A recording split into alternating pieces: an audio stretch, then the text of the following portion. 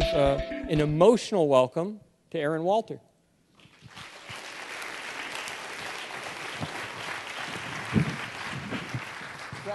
Thanks so much. You can keep that. All right. You have one of those? I have one right here. I couldn't have asked for a better setup. The check is in the mail. Thank you very much. I want to talk to you guys about what I feel is the most important tool that we have in our toolkit to be able to design for delight, to make memorable experiences. The tool that helps us connect with other human beings and see us for who we are, and that is our voice. You know, voice is something that is so unique and special. We all have some special voice, and we have a message to deliver with that, either when we're talking to people interpersonally or when we're making things and putting that out into the world. We have a voice, and we want to get this message across to people. And if we do it really well, if we use our voice really well, we can entertain people, make them feel something really powerful with what we're saying to them. We can incite a revolution, make people see their world in a brand new way, even if they've thought in a different way for their whole life. We can make people laugh. We can educate them, make them think about learning in a different way as well. We can tell a story in a new way that shows us the world in a different way. We can tell a story that says, hey, the times are changing. And that's what we heard just a minute ago in this panel that was talking about, you know, all kinds of interesting, innovative things that are happening. We live in a very interesting time. We are so fortunate to be born at the time that we were, to be part of this big technological change, but it's more than that. From my perspective, for my money, I think that this is a massive cultural change. The way that we talk to each other is very different. And yes, we do have devices that we are very connected with. We're always looking at our phones, and sometimes that impedes our connections with other human beings. But they also connect us with people. They transcend time and space and help us reach more people than we ever have before. And I don't see that as a negative thing. I see that as a privilege, as a beautiful thing, as a way for us to affect humanity in ways that no one that has come before us has ever had the opportunity to do. That's big. It's a really big thing. The thing is that we can make lots of stuff, but if we're not making things that make people feel something, what are we doing? Why are we getting up in the morning? Maya Angelou said that people will forget what you said and what you did, but they'll never forget the way you made them feel. And I feel like this is one of those quotes that I carry with me all the time when I'm thinking about, I'm going to make something new. I want to make something that is meaningful. I want to put my voice into the thing that I'm making here, whether it's pushing pixels, writing copy, or interacting with a colleague. I want to make other people feel something. I want to feel a human connection with other people. And I want to use these devices that we have, this privilege that we have today, to amplify my voice in a way that I never could have if I were born, 50 years beforehand. This guy, Kit Heinrich, who's a really amazing designer. He was one of the principals at Pentagram in New York City. It's a design firm that's known for a lot of amazing work. And he said something that really resonated with me, that this idea of making people feel something. He said that the most effective design has a narrative thread. And narrative design is a way to help our clients tell a story of who they are and what they value.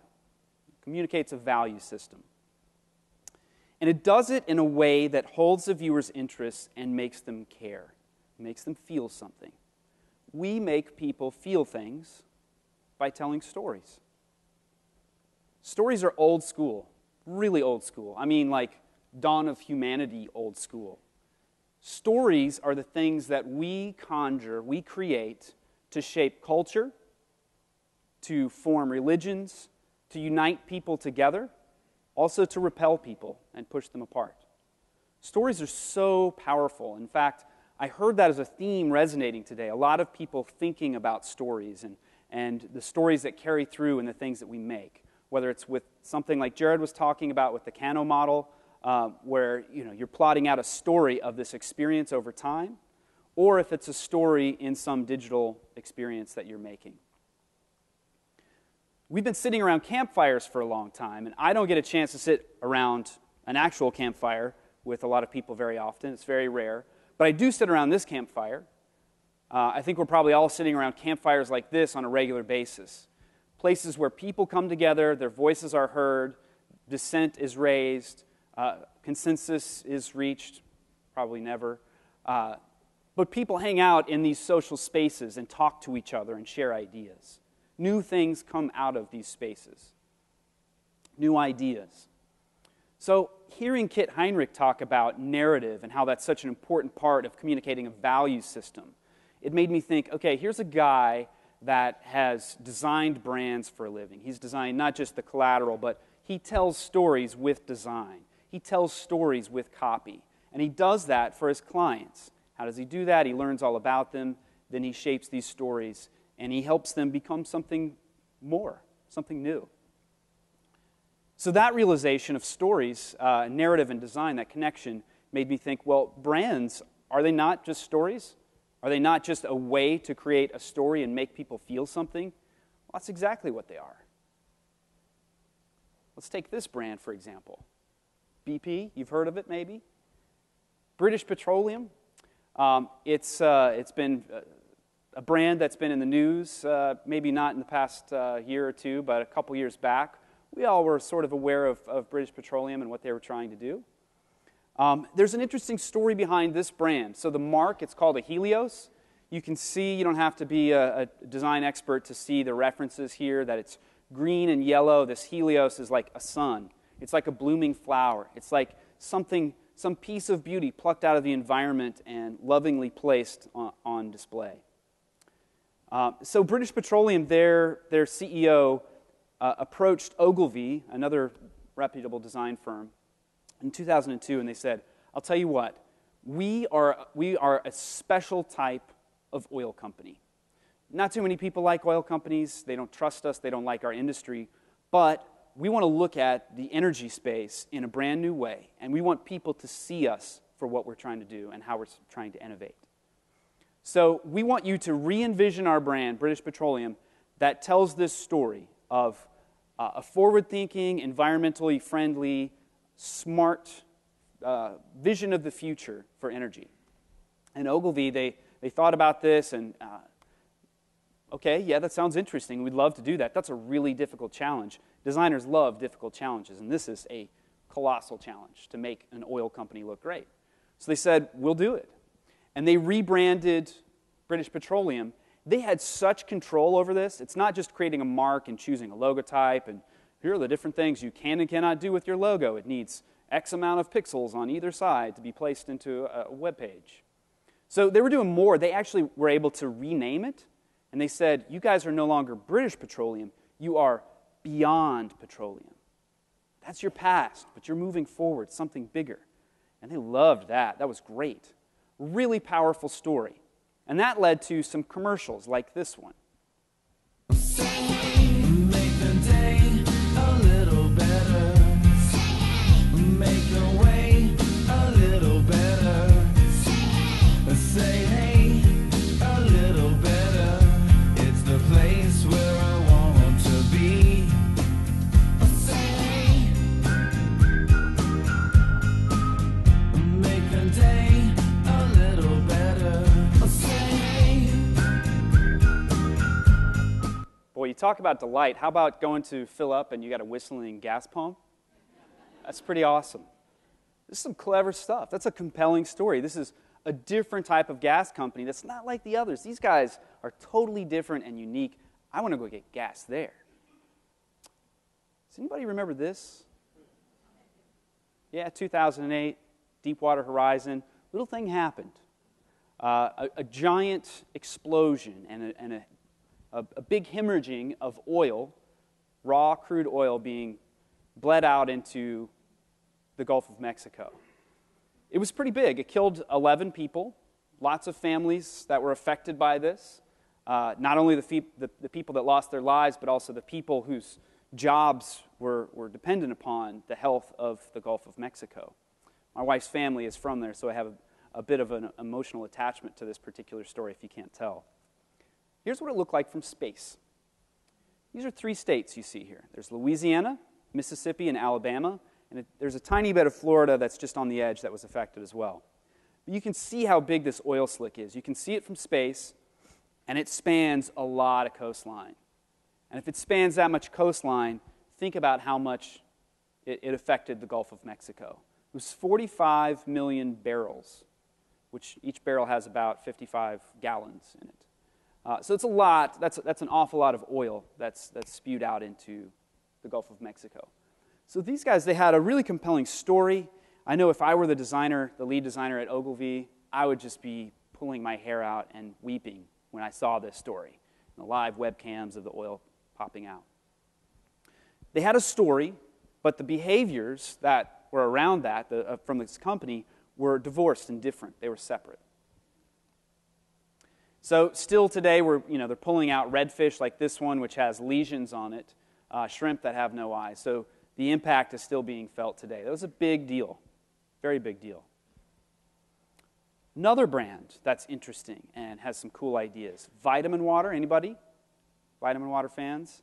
Right, you go work out, you're feeling good about yourself. I woke up at 5:30 in the morning. I made it to the gym. I did 4 miles on the treadmill.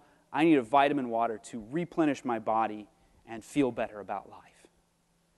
Well, you might as well reach for one of these because it's about the same amount of sugar. Vitaminwater tells a story. That brand tells a story. But what they actually deliver is something different. Another brand that tells a story and delivers something different. Bank of America. You've heard of this. Bank of America is a very patriotic brand that it is the bank of the United States of America for the people, by the people. Their logo is so smart. It's the rolling hills of the Midwest where, America's values come from. It's sort of the plains of wheat and corn you can see right there, and it's the American flag at the same time. Really smart, clever design. But these guys also have some disconnected, continuous behavior here.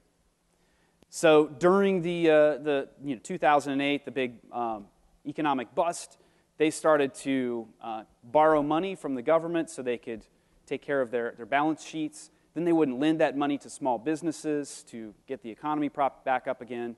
And to add insult to injury, they started charging a $5 service fee when you went to the ATM. So every time you went to the ATM, it's $5, $5, $5. That sucks. People were not very happy about that. So their behavior was totally crushing their brand. And again, I feel sorry for the designers that worked on that.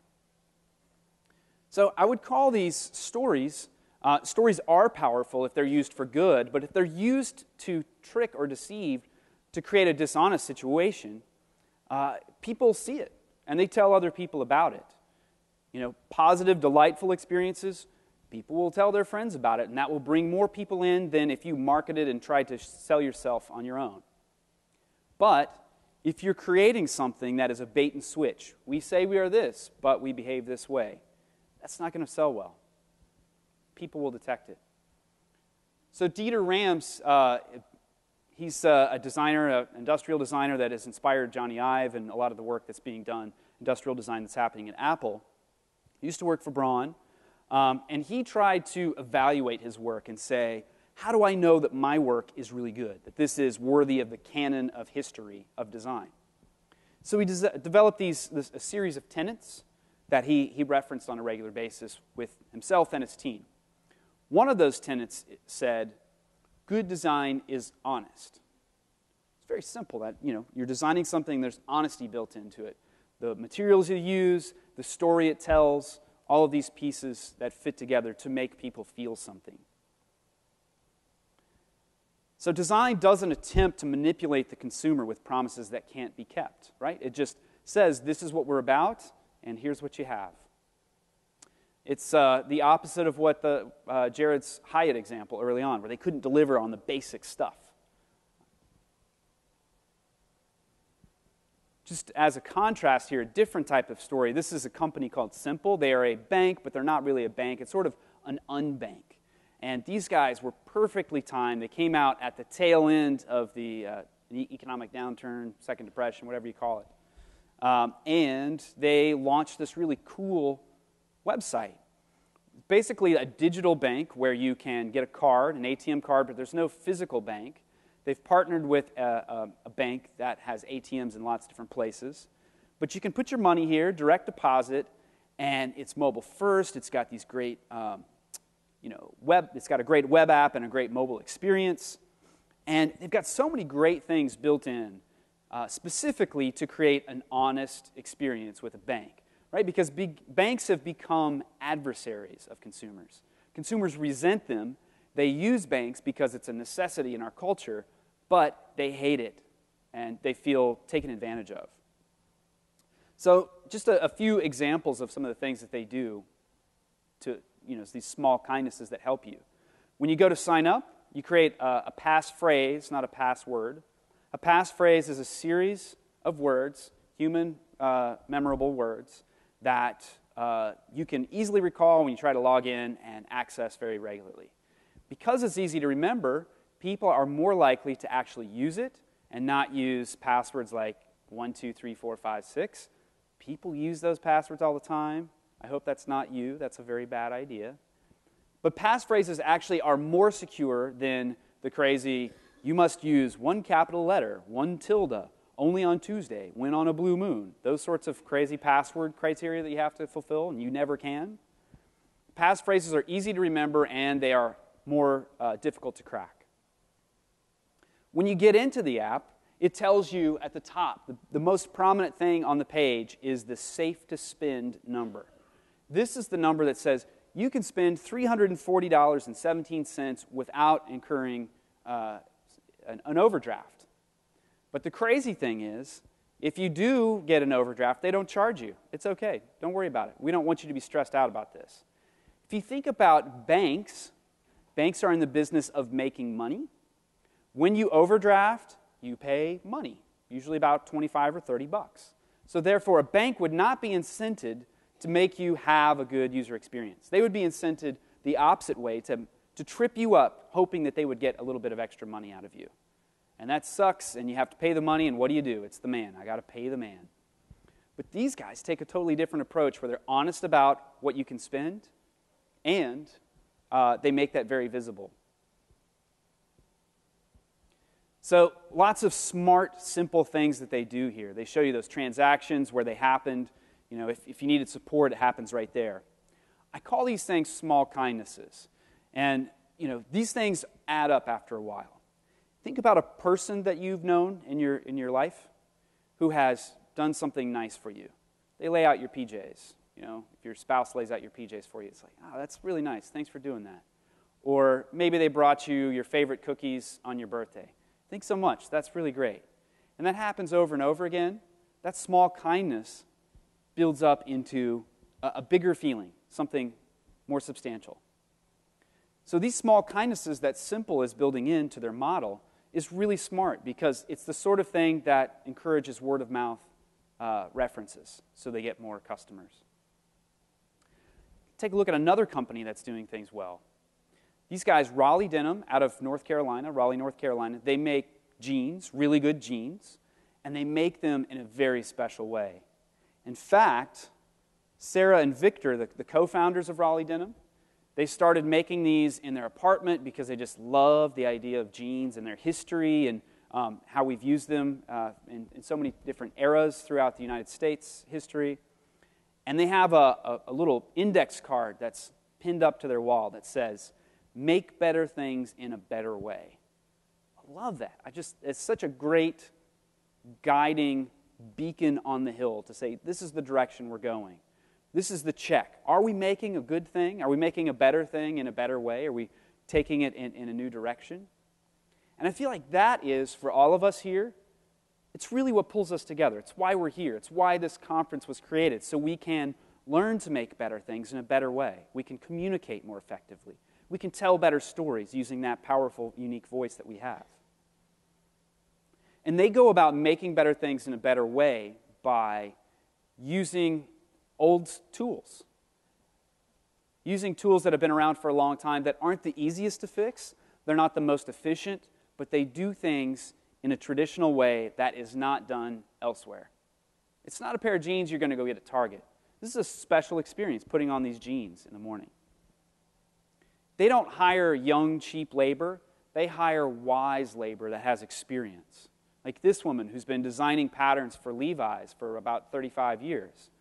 They managed to snag her, hire her, and she started making patterns for them so that their jeans would fit just right. All different body types. And when they make a pair of jeans, they don't make 50,000 pairs of jeans in a week like Levi's might. They make about 200 in a week. This is a pair of jeans that I own, and they are number 44 out of 211. That's the batch. They're hand stamped. It's like art. It's like you're putting on art on your body. And it feels so great. I pull my legs in there, and I see Sarah and Victor's names, their signatures on the inside of the jeans. That's so great. And I think about the people that made this, the people that created 8 jobs when so many people were being laid off or furloughed, the people that are so passionate about what they're doing that they started making this stuff in their apartment, their tiny little apartment in Raleigh Denim, and then started bringing other passionate people together and finding the right tools to make better things in a better way. That's a killer experience. That just makes me feel so good about myself, that I get to wear such a unique thing, and about the people that are making this, that I am perpetuating that. That's a story about craftsmanship, about making things really well. Also a thing that I feel unites all of us, that we're trying to use this craftsmanship to do something really great. And if we can do that well, if we can be personal about that, people start to see us, not stuff. They see humans, not pixels. It's not human to computer interaction, it's human to human interaction. It's a pretty unique thing in this day and age, when so many people are just, sort of using our medium as a commodity to pump out things as quickly as possible. So trying to make things personal, like Dropbox does, they were mentioned earlier on, but take a look at this page. This is dropbox.com/mobile. This is a hand-drawn illustration that was then scanned in, cut out manually, probably in Photoshop or something, and then animated with CSS3. This was not the easiest way to make a page that said, we have mobile apps that you can download. In fact, this was probably the least efficient way to make this page to communicate that message. But just because it was inefficient to make doesn't mean it's the least powerful. In fact, I think it's the inverse. The care and craftsmanship that went into this page is crystal clear. I mean, you can see it. We can all see it. We don't have to be trained designers to know that this is a special page. It's hand-drawn and special. And even the way that you get your apps onto your phone, text to my phone or email to my device, it makes it a one-tap experience after you fill out your phone number, shows up on your phone, tap, super usable and practical. They have this clever little screen. One day, my son, you too will upgrade to be as big as me. Really? I saw this right after I gave them money. And I think that's a smart time to make a person smile and feel good. I just gave them money, and then they just made me smile. That makes me feel great about giving them money the next time. It's probably not going to motivate me, I need to go give Dropbox $25. But when I do it, I have this positive experience with this brand that I remember. So let's contrast this. And this is not to denigrate Box.com. I know these people. I like them. I think they do good work. Their audience is different than Dropbox. Dropbox is a very consumer brand meant for a lot of people, whereas Box is meant for very enterprisey situations. Places where, with enterprise software, if it looks difficult and hard to use, that means it's got to be good.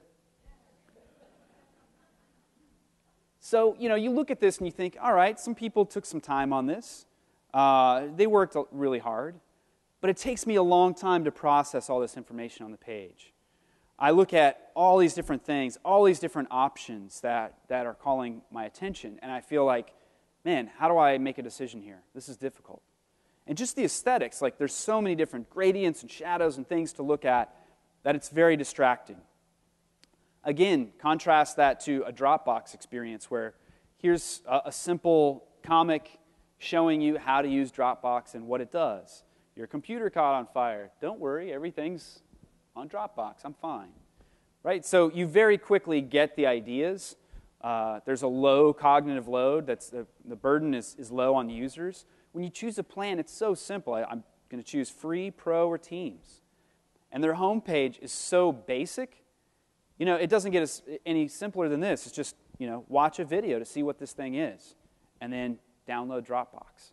So there's small kindnesses all over this in the care and craftsmanship and how these pages are built. And then also that they're not asking a lot of me to try to process. Have you guys seen this movie, Jiro Dreams of Sushi? Yeah, it's on Netflix. That one you can count on tonight. You don't have to waste 2 hours trying to figure out what you're going to watch.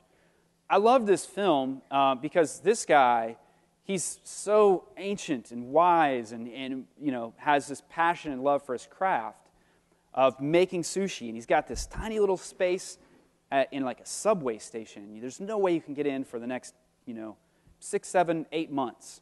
But what he said in there that really resonated with me was he talked about a French chef that had such an amazing palate. And he said, I wish I was as good as that guy who was younger than him. That guy tastes food really well, and he can taste all these nuances that I can't get. He's trained his palate so well. And I feel like that's the difference between what we've just seen with Box and Dropbox. Box is good. It's a good product. It's a good thing. Dropbox is fantastic. It's a holy shit, I can't believe that's that cool type of product, right? It stands out from the rest.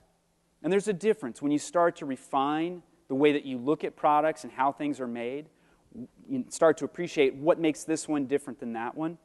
You're like Jiro. You're like the guy that he's describing, this French chef. You're refining your taste buds and understanding the nuances better than others can. And when we can do that, we can show a bit of the human presence, putting ourselves into our work. Something that we often try to expunge. It's like, it's business time, guys. Let's not put our personality into the things that we make. We don't want to have personality in a business situation because it might put people off, it might offend people, they might not get us, then we won't have as many customers, so make sure you don't put your personality in your business. I think it's the exact opposite, though. So does this guy. This is Steven Pinker, Harvard professor, spoken at TED many times, written so many great books, including How the Mind Works. And he points out in this brilliant passage in his book, much of the variation in personality, about 50%, has genetic causes. Do you know what that means? It means all of us, every single one of us that came into this world in the same way, we came with 50% of our personality baked in. Now, 20th century psychology said we were empty vessels. We were blank slates for people to pour ideas into, and they would shape us. That was what our parents and our teachers were supposed to do. But it turns out that that's wrong. 50% of our personality is genetically pre-programmed. Do you have any idea why that would be? Because if you can't make social connections, you cannot survive as a human being. And you make social connections through your personality, your voice, the stories that you tell, how you connect with other people. If you don't have that built in, if you're not able to right away connect with other human beings, you can't build these social circles. You can't help others and have them help you and keep you alive. So why expunge so much of personality from, our businesses? I think there are 4 key benefits to personality in the things that we make.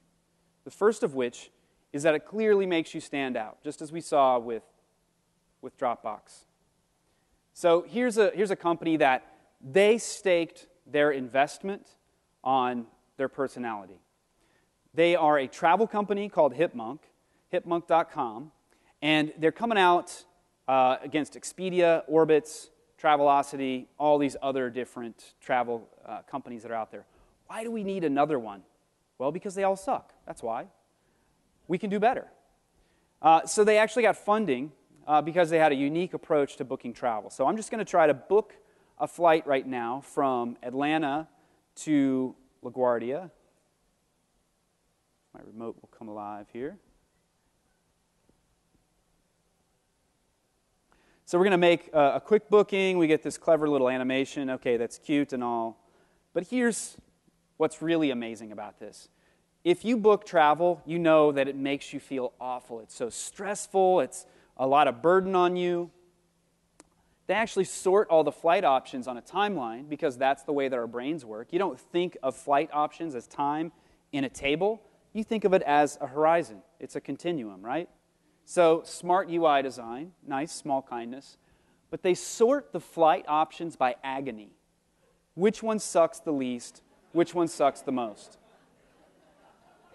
Right? So price is important. You care about the price, but you care about, does it have Wi-Fi? Do I have to get up at the crack of dawn? You know, is it expensive? Do I have crazy layovers? Is it a carrier that I actually like? So you can see these with the long layovers down here. There's a long layover in Philadelphia, and that's at the bottom. It's cheap, but it's a terrible, painful flight. What a great idea. That makes them stand out from everybody else. A very competitive market space. So the second benefit of personality and design is that emotion, the way that we feel about things, and our long-term memory are so closely coupled in our brain. The mechanics of it, and it's just sort of hardwired into us. So this guy, Dr. John Medina, wrote another great book worth reading if you're an interface designer, called Brain Rules. And he says that the amygdala is chock full of the neurotransmitter dopamine, and it uses dopamine the way an office assistant uses Post-it notes.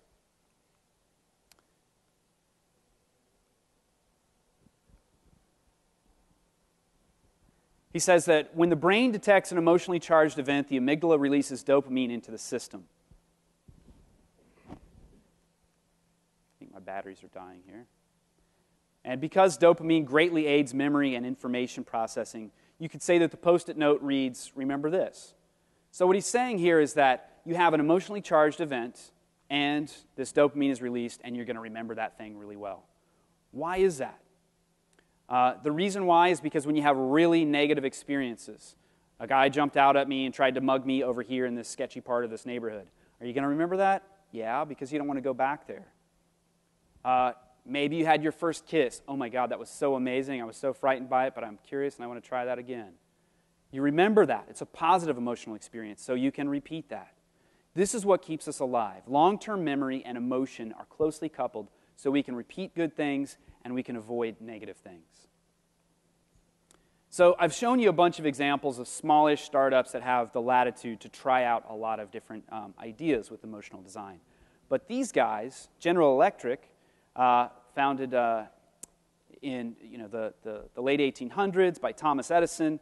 They're not just light bulbs anymore. They're much bigger. They're a Fortune 5 company. They employ about 250,000 people around the world.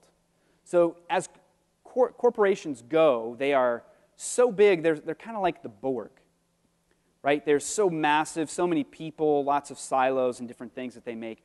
I can't even tell you all the stuff that they make these days. How does a company like that convey personality, to have some human presence in the things that they're presenting, the stories they're telling?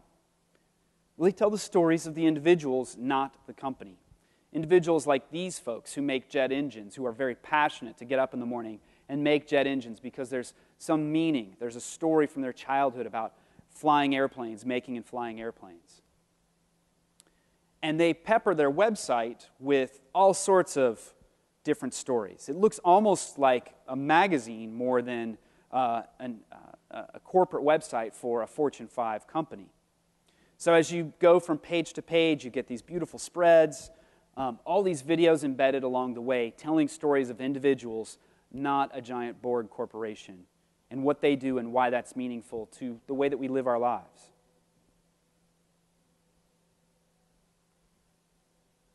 And you can see the wonder in their eyes of the people that are making this stuff. And if it's staged, maybe it is. Maybe I'm a sucker. I don't know. But it doesn't feel staged. It feels like real people. So I feel like if they can do it, we can do that. The third key benefit of personality and design is that it's going to help you find like-minded people. People that think like you, people that share your passion, that are going to be your best customers out there. It's going to help you find your tribe. A topic that this guy, Seth Godin, knows a little bit about. He wrote a book called Tribes. And he said, human beings, we just can't help it, that we just want to belong to something.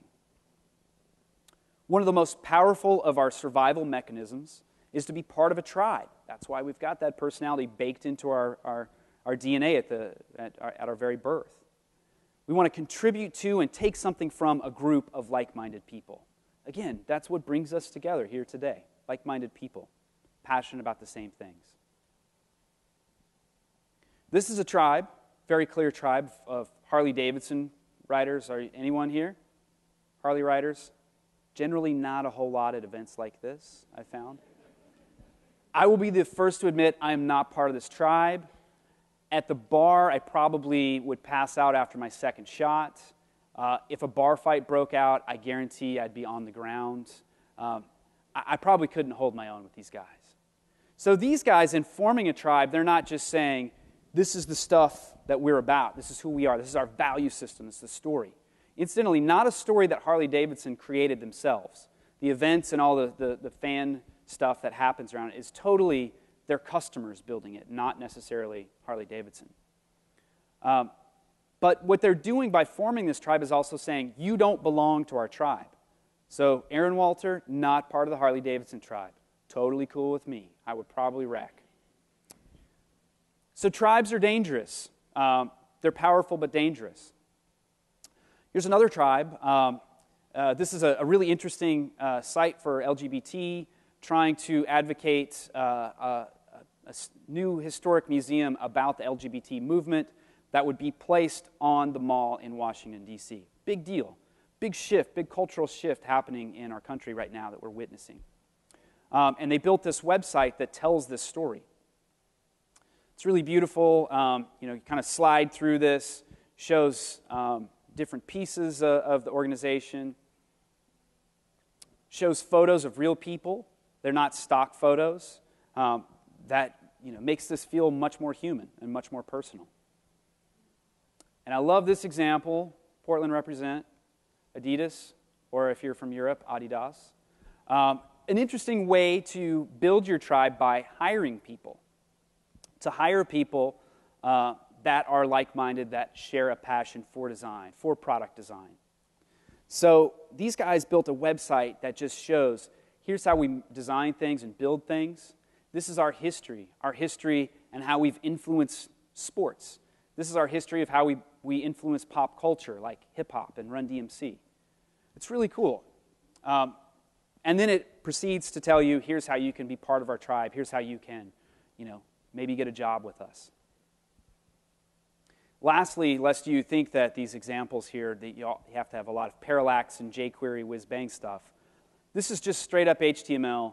Probably the best job posting I've ever seen in my life.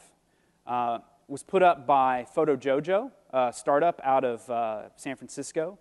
And it says, wanted, one amazing human being, strong in heart, generous in spirit, daring and unafraid, ready, hungry to make bold work. Possessing a whimsical style, keen wit, kind eyes, and a way with CSS and HTML. I love that they don't talk about technical things until halfway through the page. You start scrolling and then you see it. They're trying to find someone for their tribe, someone that shares the same value system. Because you can teach HTML and CSS, but you cannot teach and convince someone of value systems quite as easily. And they ended up hiring a person within 2 days of that posting. I think that's pretty incredible. Passion, such a big deal. It's how we create these delightful experiences. It's the fourth reason why I think personality should be inherent in all of our work that we're doing for our customers and our clients. Passion is contagious. When you see someone that's really passionate about something, you lean in. You want to be part of that. You want to ask more questions. We want that with our relationship with our customers. Like these guys, Beta Brand, clothing store, they put out 5 products a week, which is insane. They design and produce 5 products every week. They make men's and women's clothing, but they're not regular clothing. It's a lot different. So like these pants are called quarter-rounds. You know how when you walk in corduroys, they go zip, zip, zip, right? So quarter rounds are stealthy. You can walk. It's a lot quieter. And they say they've actually tested this in wind tunnels, and it decreases the drag coefficient around your crotch by 74%. Really amazing innovation. This is what I call innovation, folks. What's cool about this is the photos you see up here are actually not photos they took. It's their fans, their people that buy their products, taking pictures of themselves in all these crazy situations, jumping out of planes, on yachts, snowboarding, whatever. And they collect all this stuff, and that sells their brand. They've been in New York Times, Wall Street Journal, CNN, all kinds of places. Not because they have some crazy marketing machine, but because they are so passionate about what they do, other people see that and they want to be part of it. So how do we get this into our process? Why don't we have this in here already? It should be baked in. Well, personas, the way that we ask who are they and we learn about our customers, I feel like the piece that we're missing is the question, who are we? We rarely ask that. We're telling a story. We're making this emotional connection with our audience with the story of our brand. But who are we? What are we about? And what do we want to live, wake up for every morning?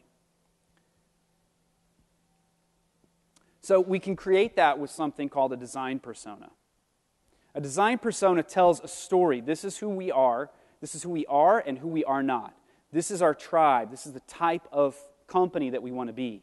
And when we hire people, when we write those beautiful job postings like Photojojo, we know exactly how to write them because we know who it is that we are and who would be the right fit for us. So this is a design persona that I made for MailChimp way back, a long time ago. The brand was sort of already taking shape, and I was just trying to solidify it because we were hiring new people. It starts with an overview that gives you the opportunity to say, our brand is like this person. So for us, we didn't need to say it's a person because we have Freddie von Chimpenheimer IV. I'm not saying that you should have a mascot. Mascots, if every brand had a mascot, it would get really tired. We already had this. This is who we are already. I've seen people make design personas that had Michael Knight, and you immediately know, okay, Michael Knight is cool, but not whatever. So you start to have these traits around this person. Ask yourself, if your brand were a person, who would it be? That makes conversations about your brand and what's inbounds and out of bounds a lot easier. So a quick overview that describes your brand, who you are and what this person is and what it's about. This is the heart of it, though. Brand traits. We are this, but we are not. We are not this. It's drawing a circle and saying, here's what's inbounds and what's out of bounds. For MailChimp, we say we're fun but not childish, funny but not goofy, powerful but not complicated, hip but not alienating, easy but not complicated. Easy but not simplistic, trustworthy but not stodgy, informal but not sloppy. This is our Bible. This is the thing that we remember all the time. It doesn't say do this or do that, but when we write a tweet, a blog post, whatever it is, we know this is inbounds and this is out of bounds. It's a very handy guide, especially as you start to add more people. You can plot personality on an X and Y axis to say unfriendly, friendly, dominant, submissive. What's an example of unfriendly? Harley Davidson, right? It's badass. It's not gentle and fluffy. Friendly, that would be Freddie on the other side. That's where I would sit. Dominant, submissive. What's an example of submissive? Ask Jeeves. It's kind of passive. Or Siri. I want to get out of your way and I want to help you. Describing the voice. This is the voice of our brand, and giving some examples. MailChimp uses contractions like don't instead of do not because that's how real humans speak. It would say MailChimp uses sound effects like to make it sound like you're thinking hard, or blech, that's awful, to make it sound like you empathize. Or is it sympathize? Bah, too lazy to Google it. You get the gist. Right? So in writing the criteria of this is how we write, we're trying out those lessons at the same time. You can have copy examples in a design persona that says, this is an example of how we'd use things in different ways, in different situations. More about that in a second. And, ultimately you can conclude with ideas for a visual lexicon, why you'd use certain color or typography to communicate the personality of your brand. And eventually engagement methods of how you'd create these delightful moments. What we found in doing that, in that exercise, was that voice was very clear for us as a starting point, but that document didn't really get it across well enough for us. We started to hire a lot more people blogging, and it was difficult to keep that reined in so we didn't, misstep. And it's not that we're trying to be brand Nazis about it. We want, individual voices to be heard there, but we also want to make sure that all of that is part of the culture of MailChimp, and we don't confuse that message. So our content strategist, Kate Kiefer-Lee, had this really interesting observation that, we've got this consistent voice. We sound the same way all the time, but we really need to vary our tone in different situations. So you wouldn't tell a joke at a funeral, probably, depending on the type of funeral it is. And you wouldn't, when the servers go down, not a good time to make a joke. It's not a fun experience. You need to reassure and make people feel good. You can preserve your voice, but shift your tone for that situation. So to help us think through this a bit more, we created a website called voiceandtone.com. It's public. You can go see this if you're interested.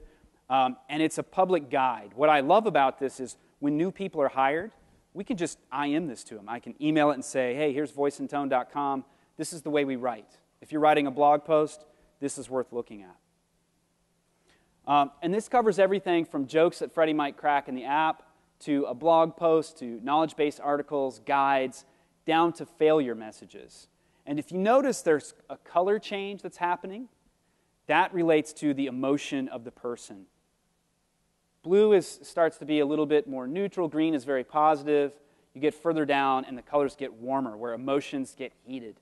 They're upset. They've been shut down for a particular reason. They broke some terms of service or something like that, or the server went down. So this gives examples of the copy we might write, how people are feeling, what's going in their head, and then what we might say in response. So it's voiceandtone.com that's helped us figure out how we're talking to our audience. So we're ending the day here. It's been an amazing conference, a couple days, workshops, and then a lot of great ideas here. And the thing that I want you to know is that some conferences you go to, and there's a formula. This is how you write the code. This is how you do this particular thing. This is the process. That's not what's happening here today, guys. I think you probably already picked up on that. Personality, there's no formula to creating personality. Crafting voice, there's not really a formula to that. It is more of a reflective experience. It's about thinking about who are we, asking who are we as a group, and how are we going to communicate. What are we trying to make? Who are we trying to connect with? But if there's anything that's just these guides that you can take with you, take back for when you go back to work on Monday, is that voice is so elemental to humanity. And when we make things, digital things and physical things, we're making things for big audiences. We need to keep this in the back of our mind, that our voice is a powerful tool, our most powerful tool. And keep in mind that it's with our unique voice that we craft stories that make people feel things that they will remember for a long time. The most effective design is a narrative thread. It's the stories that we craft. And the craftsmanship, the careful way that we make things, people will notice that. They remember that, and they definitely appreciate that moment of delight. These guys, Victor and Sarah, make better things in a better way. That's what I want to do every day when I wake up. I want to make better things in a better way for the rest of my days, as long as I'm alive. I want to do something really remarkable. I want to use all these things to do something remarkable that people will remember. This guy, Seth Godin, last thing I want to leave you with, he said, if you're remarkable, it's likely that some people won't like you. That sounds a little bit scary. But that's part of the definition of being remarkable. Nobody gets unanimous praise, ever. Ever. So I'm asking you to put yourself out there, to try something a little bit different. Seth Godin, he says, the best the timid can hope for is to be unnoticed. Criticism comes to those who stand out. That's a great place to be standing out. Think about who you are. Who is the real you? You as an individual, what you want to make, how you want to tell that story.